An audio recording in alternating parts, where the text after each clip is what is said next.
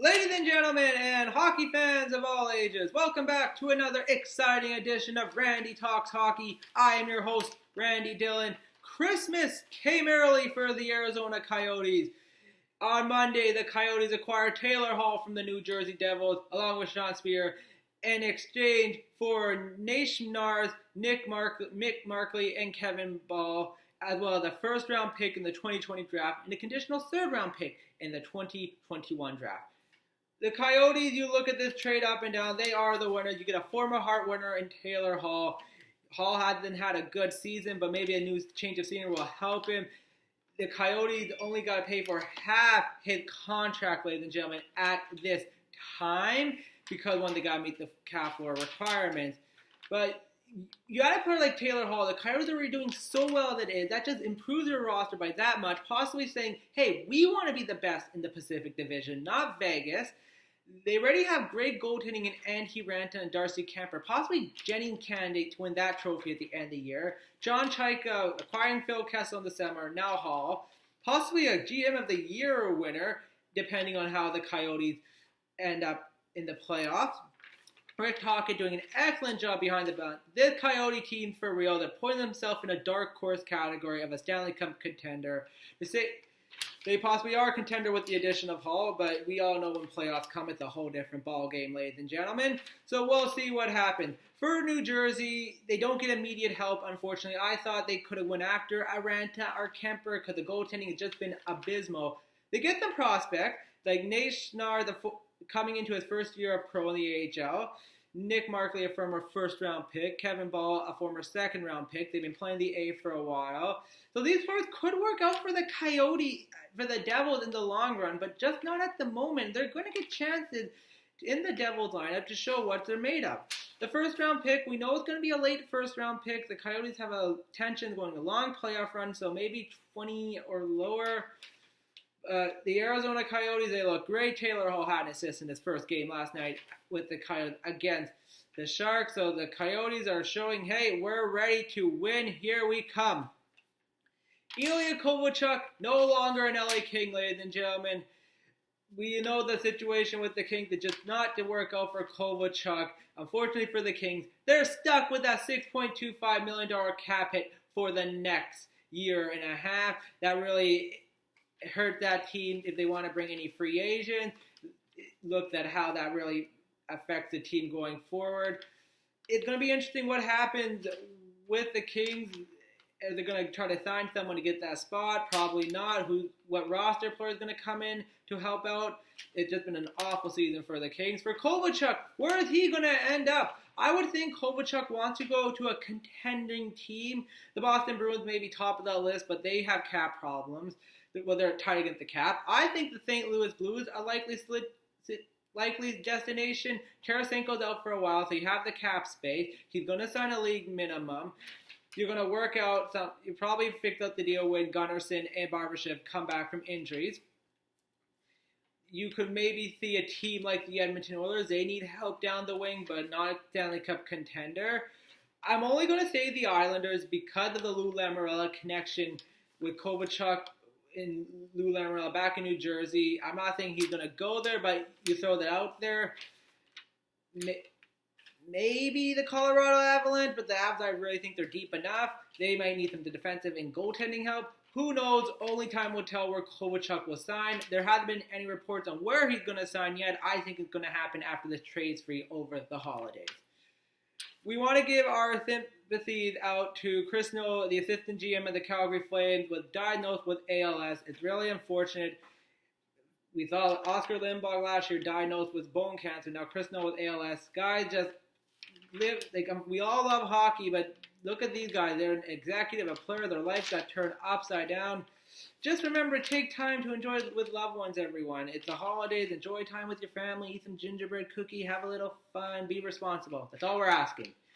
There is ultimate panic in Vancouver, ladies and gentlemen. I don't know what the heck is going on. Yes, the Vancouver Canucks have been underperforming, but fans are calling for Jim Benning and Travis Green's head. I can get into a very long conversation with it, but I'm just going to say this much. The Canucks are only 4 points out of a playoff spot. Yes, they're in some tough competition. I know they're missing Alex Edler. They need them more scoring 5-on-5, especially from the top guns in Pettersson and Brock Besser. But if you think making a coaching change at this point is going to save your season, Vancouver, if not, we all know the history with Mr. Francesco Aspelin, impatient. But if they make any drastic change, let's say like a coaching change, well, I don't think you're going to get Pete DeBoer, so it's going to be someone else. Jim Benning, he's doing his best. He got that extension, but maybe not enough. Both get canned. You're out of whirlwind here. I think it's going to put the organization back move. So it's a no panic move for Vancouver. You fire the coach GM. You're just pushing yourself backwards. All right, let's get into holiday fun, ladies and gentlemen.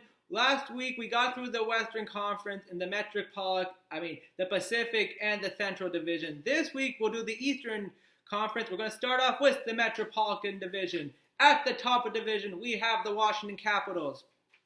Their Christmas wish earlier in the year could be better defense. They were giving up league. Well, now they're got their goals against down quite a bit, near to the bottom of the league. And last year, that was the problem. They allowed one too many goals. The goaltending has been great. I would say the defense has been good. John Carlson's a man on a mission. Yeah, they could use more from Ovi, but save him for the playoffs, they're thinking. The one thing Washington could wish for, Tom Wilson, don't do anything stupid. We saw last game against Columbus, a very questionable hit, a high hit, good thing with nothing called. But Tom Wilson gets suspended. You know the league's going to throw the book at him, give him like 50, 60, 100 games, probably something like that, the repeat offender. So Tommy, please be careful. The Caps can't afford to lose you. The New York Islanders' Christmas wish, I would say some help on the wing. Last year, they got a lot of scoring on the wing from Lee, Brock Nelson, Brock Nelson. This year, the score on the wing has gone down quite a bit.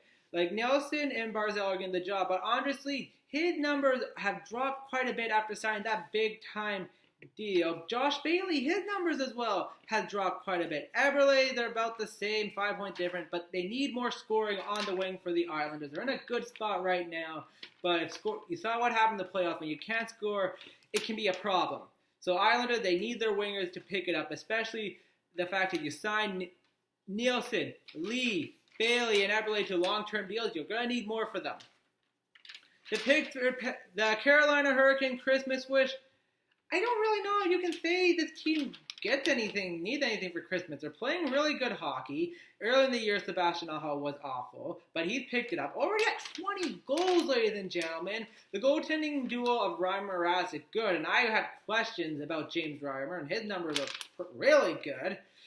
You could say the health of Eric Hall would help that scoring for the team when they come back, but the numbers are pretty good up and down. They're in a good position. I would say for the Carolina Hurricanes, maybe, I don't know, they're playing good enough. They're doing great as it is. Just keep up the good work, maybe just more consistency. You know they struggled a little bit in November, and they don't want that slide to continue in the season. Maybe that's about it, but the Canes, they look great. The Pittsburgh Penguins, I think it's pretty obvious their Christmas wish. You know those house-packed in video games where you're down, you get it, and you're now 100%? That's what the Pittsburgh Penguins would like. They've been decimated injuries. Crosby, Malcolm, Letang, Schultz, Horquist, Bukestad. The list goes on and on, ladies and gentlemen. But they are finding ways to win. And I think for them, maybe the continued play of Tristan Jarry would be something they want for Christmas. He has been terrific. He's picked a couple of shootouts. Yesterday, there was a highlight reel save he made on a 2-on-0 against the Calgary Flames. It was against Manny Lucci, but still a 2-on-0 is like a give and go. So for the Penguins, the success for Tristan Jarry to continue and the health of the Penguins. Sidney Crosby is skating on his own. Hopefully they have him back, but the Penguins get healthy before the playoffs. Watch out, but if they can stay healthy. The Flyers, their Christmas wish list, I would say maybe two things. One, more from Claude Giroux. His numbers had dropped quite a bit. Travis Konechny leaving the team, but he's now out. So they're going to need more from Captain Giroux and Voracek and Couturier. Voracek Couturier numbers similar to last year. Giroux's down a bit. The other thing I would say from the Flyers, their Christmas wish, is they can't afford another blip from Carter Hart. Early in the year, Hart struggled quite a bit. Brian Elliott was able to come in and save, but if there's another struggle, it would really hurt the Flyers. You know teams are huffing down your neck on that final wild card team. You're only a couple of points up, so you got to stay on ground. And if Hart plays slide, the Flyers could be in trouble. The Flyers, more scoring from Giroux and Carter Hart, no falter play from Carter Hart. A young goalie, they can falter, ladies and gentlemen, but we'll see if that's all out of Mr. Hart's system. For the New York Rangers, their Christmas wish, more scoring from anyone other than Artemi Panarin. He had that 40 points, ladies and gentlemen. If another team could sign the offseason, a contending, man, they would be dangerous. You have guys like you have guys like the Benejev and Strome, who's around the 20-30 points. But if you can get them help from Panarin, can get them help, that would be great. The other thing for the Rangers, Henrik Lundqvist showing a little bit form. We know the age of Lundqvist, and that can affect the play of a goalie, but he's at a goals against of 300, not something we're used to seeing from the King himself, but there's still plenty of time to play. Last year, the King was brilliant. Maybe he can show some brilliancy after the holidays or at any time now. The final team in the Metropolitan Division, the New Jersey Devils. It's simple that the Devils want this season to be over. It's been an awful season. They had so many high hopes. It did not work out. The goaltending's been awful. Maybe they need a new goalie. They have Corey Schneider now in the minors. Mackenzie Blackwood still struggling. They got Louis Domingue playing games. PK Subban awful. They have some assets in Simmons and Vatanen. What are they going to get for them? For the Devils, they just want this season probably to be done with so they can figure out what can we do next year. All right, ladies and gentlemen, that's what I got for this episode. We'll be back with one more episode to go over the Atlantic Division and any other news around the league. My name is Randy Dillon. As always, guys, remember, watch some hockey.